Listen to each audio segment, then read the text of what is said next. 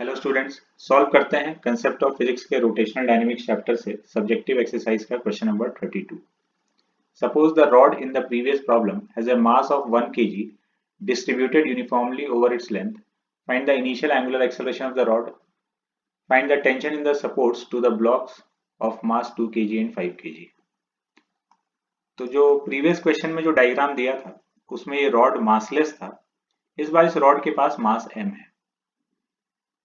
तो हम लोग वही torque equals to I alpha apply करेंगे। m2g का टॉर्क क्लॉकवाइज, m1g का टॉर्क एंटी क्लॉकवाइज। तो इसका टॉर्क हो गया m2g इंटू डिस्टेंस l/2, इसका टॉर्क हो गया m1g इंटू ये डिस्टेंस l/2। दोनों ऑपोजिट डायरेक्शन में है तो माइनस कर देंगे। तो ये तो नेट टॉर्क का वैल्यू आ गया, वैल्यूज पुट कर दिए। रॉड के पास मास है लेकिन इसका टॉर्क नहीं आएगा क्योंकि इसका जो वेट है वो सेंटर से ही पास हो रहा है और सेंटर के अबाउट हम लोग टॉर्क देख रहे हैं। तो रॉड के वेट का टॉर्क तो जीरो हो गया, लेकिन मोमेंट ऑफ इनर्शिया में इसका कंट्रीब्यूशन आएगा। रॉड का मास हम लोग m कंसिडर किए जो कि 1 kg दिया हुआ है। तो ये m1 का moment of inertia m1 into R square, R is l/2, m1 into L square by 4।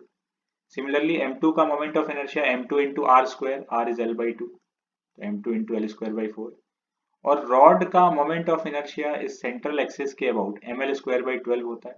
ये ml स्क्वायर बाई 12 वैल्यूज यहाँ पे पुट कर दिए।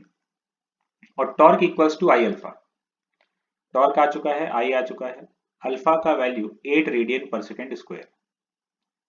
अब हम लोग को नेक्स्ट पार्ट में बताना है कि ये जो दो सपोर्ट है जो रॉड से m2 को और रॉड से m1 को कनेक्ट कर रहा है, इसमें टेंशन कितना है। तो ये अल्फा हम लोग के पास आ गया। तो इस पॉइंट का जो एक्सेलरेशन हो जाएगा a equal to alpha into R. इसके अबाउट ये सिस्टम सर्कुलर मोशन कर रहा है, तो acceleration is alpha into R, alpha l/2 से ये नीचे जा रहा है और सिमिलरली ये अल्फा l/2 से ऊपर जा रहा है। यहाँ टेंशन T1, वेट m1g, यहाँ टेंशन T2, इसका weight m2g। F equal to ma का इक्वेशन लिख देंगे। इस वाले ब्लॉक के लिए लिखे जिधर एक्सेलरेशन है उसको पॉजिटिव डायरेक्शन लेते हुए।